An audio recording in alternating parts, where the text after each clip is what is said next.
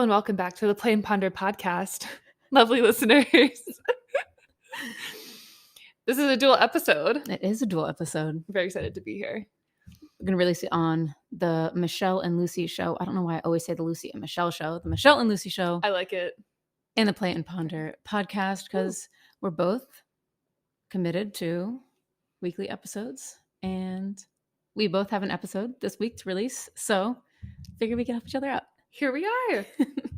So can I lead us in? Yes, please do. So our topic today is, if you've heard progress over perfection, I'm just changing it a little bit to be exciting and say practice over perfection. I love that though. I appreciate it. And I was doing like a TikTok on it earlier because I just think, like, especially you have your is it a freebie series? Mm-hmm. Of the all or nothing mindset training. Well, how to get out of it, I guess. Mm-hmm. And I just feel like this example that I was talking to my sister about yesterday was like such a good example. Which was it? So she was saying how she wants to exercise more. Mm-hmm. And I was saying she's not a not active person. She does exercise, but she wanted to shift what she was doing to be more consistent with yoga. Mm. And she was like, I'm so behavior resistant. Resistant behavior change. And like, I just think that the takeaways, lovely listeners, as you follow along, literally whatever habit that you try to bring into your world and into your daily, weekly, whatever routines, replace yoga with whatever it is, if it's not yoga. But she was telling me, she was like, yeah, I want to do yoga an hour every single day. Which is a lot. It's a lot. It's pretty. And I was telling this to Jay, like, even when I was super consistent with yoga, that would have been a stretch for me. And I feel like I was doing yoga a lot, but that was just my perception. But regardless, my sister was saying that she has like her like inner rebel is really engaged. So I'm so contrary to doing any exercise. Yeah. And so I was like, interesting. Let's talk more about it. Yeah. Because I feel like it's like when people come to me and they're like, I want to go to the gym 7 days a week, or I want to exercise every day. And I'm like, well, what are you doing now? What does your movement practice look like now?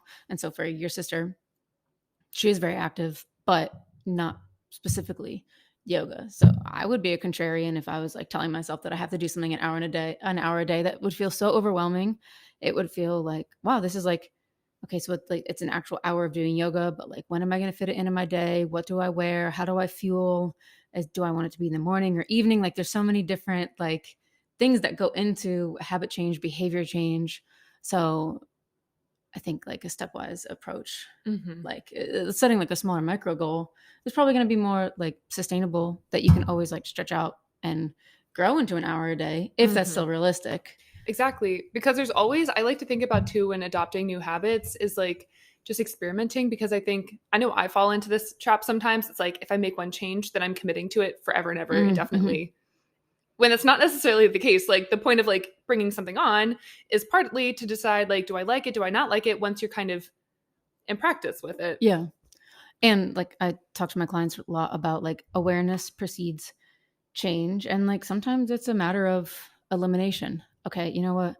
Lifting before work, definitely. I'm not going to get up out of bed in time. It doesn't feel good to me. So, okay, we tried it for a couple weeks, but I'm just not going to try and like, make that work in my schedule if I don't need to. It's like the concept of compassionate grit of like, okay, let's get gritty and do the things that we say we want to do and change the habits that we want to change in a way that's realistic and feasible, but also be compassionate with ourselves when we're like, oh, actually that wasn't realistic, or this doesn't land anymore, or this doesn't feel aligned. So, and this is, I think, the whole point of like practice and progress over perfection, because I think a lot of us are taught the goal of perfection, which means if I set the goal to go to the gym before work, then I'm going to do it every day that I'm planning to do it.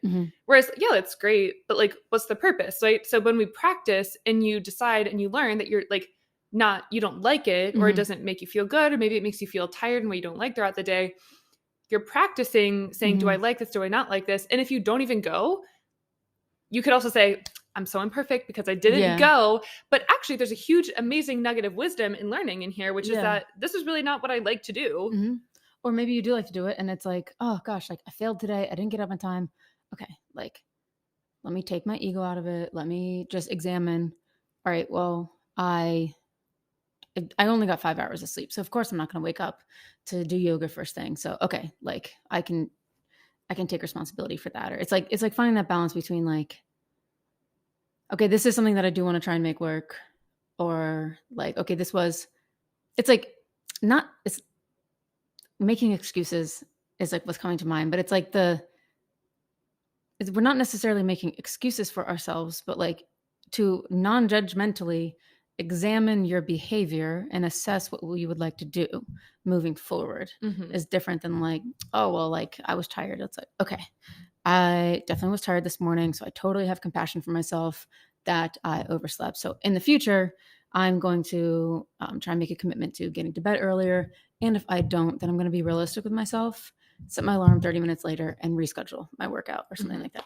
And you just talked about something that I think you do very seamlessly. And that someone like when, like sometimes with me, I'm not as much of a planner. So I'm learning to plan more and more ahead. But it's easy, I think, especially when we're not used to like working out at this time or whatever. It's new. So it's hard to like learn all the steps. The key thing that you said is like, let me look at how do I go to sleep earlier? Yeah. Not like, let me judge myself for being tired. I'm going to should myself for being tired. I'm just going to try harder next time. Yeah. Like, and it's so interesting because maybe the key issue in this situation is like, what you really need to practice is going to bed earlier and figuring out how to make that happen. Yeah. When if you were just to say, well, I just didn't go to the gym, like that may not be the work that you think that you need to do. Does that make sense? Yeah. Like, so I really love that you mentioned that because again, like I just wanted to slow it down and like revisit because I think sometimes we don't take the time to like really investigate that step. And I don't think that we're very good at taking the time to investigate the step where we're not calling ourselves a POS or we're not being mean to ourselves. Again, it's like that non-judgmental approach. It doesn't mean we're being like soft on ourselves or like it's like we can take radical responsibility, not perseverate on our mistakes or errors, which my therapist is always like, Jennifer, you got to stop perseverating on that. I'm like, I know, Miss Rochelle. But examining the evidence, being honest with ourselves, and then moving forward versus making up some story that, you know, we're imperfect or that we're a failure or that, oh, I'm just not meant to feel good about my movement or nutrition or whatever it is. Yeah. And that's the thing. Like whenever we aren't perfect, maybe those are the stories that pop up and you're like, oh, let's examine what does it mean to feel good or like, am I worth this and whatnot? So, and it's also a great call. I'm reading a book about self-compassion, or I kind of have put a bookmark in it. But one thing that she says is like people with more compassion, self-compassion, there's this idea that if you're more compassionate with yourself, that we're going to lower our standards because that's what it means to be compassionate, which it's not, but like that's what we think it means. And then we're actually going to achieve less if we're kinder to ourselves when we don't meet our goals. But what the studies have found is that people who are more self-compassionate actually achieve more because they're more willing to take a risk. They feel safer taking a risk and potentially failing because they know that they're going to be kinder to themselves if they do quote unquote fail, which is really in this situation. It just feels better. Like it feels so much when better. We put so much pressure on ourselves to like be perfect or like do something every single day and like we don't do it and we're not realistic about it. Like it feels bad. It's like we feel stressed. We might feel anxiety. And I don't think that everything needs to be a daily habit. Yeah. Like a habit is anything you do on like a regular basis. So a habit could be once a month. A habit could be once a week. It could be daily. Maybe there are things that you want to do daily. Which I love. And I like the idea of like practicing because I feel like it takes this like the pressure off a little bit to be perfect. I feel like I was thinking about this recently with volleyball is like when we've had games where I feel really attached to the outcome, it makes me play in a way that doesn't actually feel good. It's focusing on the outcome versus like just the being journey. In that moment. When I'm like, oh my God, I got to do all these things. And I like get in this negative headspace because I'm trying to like make up for the points. When I'm like, at least with volleyball, like if you're in good energy, the points are going to come. Yeah. And like, I was thinking about that recently where I'm like, oh, like if I just view it as practice and let go of like the outcome of like winning or losing the game or whatever, and just focus on what does it actually feel like to have a good point? Like, what does it feel like to have a good play? And it's the same thing like in our day. Like, what does it actually feel like to feel good in the day? Like, what does it feel like to do yoga every day? Or maybe it's like better to feel like you're doing yoga every week or whatever it is, like you're saying. But like, I just like the idea of like practicing. It's practice. It's you have to get the reps in. It's practice. I was thinking about practice this week as well in regards to habits and habit change because on Tuesday night, we had a conversation about just like our current kind of like morning flow, morning routine, and like wanting to like tweak it a little bit. And you are so patient, but I'm just like relentless. I'm always like thinking about like efficiency, and not in like a way where it's like burn, like efficiency, because I don't want to burn the candle at both ends. Yeah. It's like, there's plenty of rest. There's plenty of self-care. It's like, okay, how can I be most efficient so I don't butt into that time? But I think something that maybe people who are trying to change behavior or habits, and if they don't have a coach or don't have like support, it's like, it's not supposed to be like, okay, this is the habit that I'm implementing. Like, there's supposed to be reflection and adjusting, and like, it's not going to look the same, and it's constantly evolve. Like it's dynamic. Like, there's no journey. I'm sorry, there's no destination. It's just like truly like the journey. So there's no like end goal, and you have to love the process. And part of that is examining. And like, so we talked about, all right, this is working well. This is not working so well. This is what I want moving forward. What sounds good to you? Okay, great. They're aligned. And then we kind of like just like work to implement that. So just like the reminder that it's not like, the stuff isn't set in stone, and like, it's also going to vary. I just had a client offboarding call today, and we talked about how like she's a very busy entrepreneur, and like there are seasons in which her lifting once a week is something to celebrate because she's making time for it once a week. And then there's seasons where getting it in 3 times a week is like super easy, and like it feels totally doable. So just like the reminder that it's dynamic, it's changing, and it does require that reflection. Yeah. And especially when it comes to habit, I love that you say that, because even like partially like the conversation we had is like, I feel like our needs have changed. Like where we were 3 weeks ago is not where we are now. And like, we don't need the same things that we did. And that like, I don't know, I when I was talking to clients a little bit more, I had like a group program that we went pretty hard on like morning routine. And there's a lot of all or nothing mindset around morning routine, because it's like, well, I got to do this and this. And if you've heard of the miracle morning, it's like a 2-hour process. You wake up at 5 a.m., which can be great. Like for some people, maybe that's awesome, but not realistic to go from like 0 to 100 for most people. But the reason I'm talking about it is because a lot of times we think we have to do all these things. When in reality, when we're asking ourselves, what am I experiencing? What is it that I actually do need to feel the way I want to feel?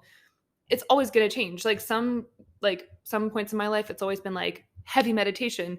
Sometimes it's like tapping, like right now, that's kind of where I am, or like whatever it is, it's always going to evolve with you. So like the practice of tuning in and checking in with yourself is huge. And just speaking of morning routines, it doesn't have to be the same thing every single day, which I feel like some people also put this like expectation on themselves, where it's like, maybe like bare bones is like, I try to minimize my phone use in the morning, so I don't get that like dopamine hit first thing. So I try to like not use my phone first thing in the morning, and that's pretty consistent. But you know, whether Lucy leaves and I journal or walk, it kind of like just varies and depends. Wait, I totally got distracted when I want to circle back really quickly.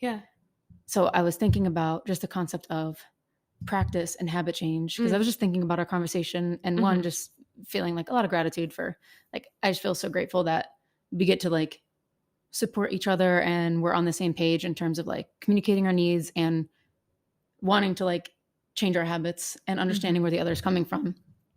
But I was thinking about like at softball practice, it's like, the point is like, you take swing after swing after swing, and like, there's certain things that like, there's certain things that like you're going to struggle with. Like I like dropping my hands. So it's like, we get the reps and reps and reps, and like, you're always tweaking. You're never not tweaking. And I was like, when I reflect on that, like, that's just what a softball practice is. You go and you're trying to get better. And I'm like, we don't really like have that mentality or approach when it comes sometimes to our behavior, or like, we don't think like, okay, like, how can I tweak and get better? It's like, it's like the, being okay being a beginner, or like being okay with the practice. It's like, I feel like it's just like ingrained like in that scenario, like, okay, like the goal is to pick this apart, and I'm not judging myself, and I'm not like, you're a terrible softball player. I mean, sometimes, but I'm like, great, that was a great practice, and now I'm like, you know, getting that muscle memory reps in, but I'm not like letting it define who I am or myself. Does that make sense? So it's like, I don't know, I'm like, that. Oh, like if we approached it more like, because I think a lot about like the athletes. Like I feel like we both have like an athlete's mindset of I'm like, okay, like what were the good parts of the athlete's mindset that I experienced growing up? What are like maybe some parts that like I can leave behind? But that was just something I was thinking about. No, I love that because I think, I don't know, like I just feel like it's so easy for us to be like, oh, but I didn't hit all 5 things on my morning routine. Oh, I'm so bad at this, like self-criticism versus like, oh, I did 2 things more than yesterday. Yeah. That's pretty cool. What made it easy? What didn't make it easy? Let's try again tomorrow. I'm really excited to try again tomorrow. Like the feeling that I have in my body between the first, like, I don't know, reflection and the second reflection, very different. Right? And one is going to lead to actually showing up with your best energy the next day. You know what I mean? For sure. We got to get you hypnotized here. Do you have anything that you want to add before we wrap up this dual podcast? And thank you, by the way, for recording with me today. Thank you for recording with me. One thing that I really like to think, especially for me, sometimes I have to rationalize my way into a practice over perfection mindset. And so one of my big takeaways, especially when I feel like the perfectionism side of me is winning, is to say like, all right, if we zoom out to like 3 months from now or 6 months from now, what is actually going to keep me showing up? Is it the all or nothing mentality, or is it going to be the I try my best, I'm going to try again tomorrow mindset? Like the not judging the outcome. And I know that it's so, again, I totally get it. It's so easy to just want it to be perfect and whatever, but like the goal is to just get better every single day. Like we're always on a journey, like you said, but like for me, zooming out and thinking about what's actually going to lead to like more sustainable change 3, 6 months, a year from now, like what is actually going to be helpful? A practice mindset is going to be helpful. And we were talking about like grades earlier. I got to college and I'm like, oh, great. Like, see, that's a degree. I remember celebrating a D+ once, like so hard because it meant that I didn't have to retake the class. So it's like, I don't know, kind of like looking at it, it's like all or nothing. It's like, it doesn't matter if you get like, once we get in the real world, it doesn't matter if we get an 89 or a 95 or 100, like it's going to be a B+ or an or transcript. Like we did a great job. Like we can give ourselves that, like just removing that all or nothing, like 0 or 100. But I do have an all or nothing freebie that will be out next week. So make sure to tag you guys in it on Instagram when that goes out. If any of your listeners are interested. That's so exciting. Thank you for sharing. Everyone should go check it out because you break it down into a lot of really cool things. And of the content that I've seen, I learned a lot of new things. So thank you for watching. I highly recommend. Well, thank you so much for having me. Thank you so much for being here. Thank you for having me. And thank you for being here. And thank you all listeners for being here. We're so excited to have you. And just want to thank you for showing up to support us, but also honestly to support yourself. Like even taking 15 to 18 minutes out of your day to think about and like reflect on like how you're doing in your life and what feels good and what doesn't feel good, and maybe get some like messages of self-compassion. You're doing amazing for yourself. So I just want to commend you. Awesome. Thank you so much. We'll chat soon.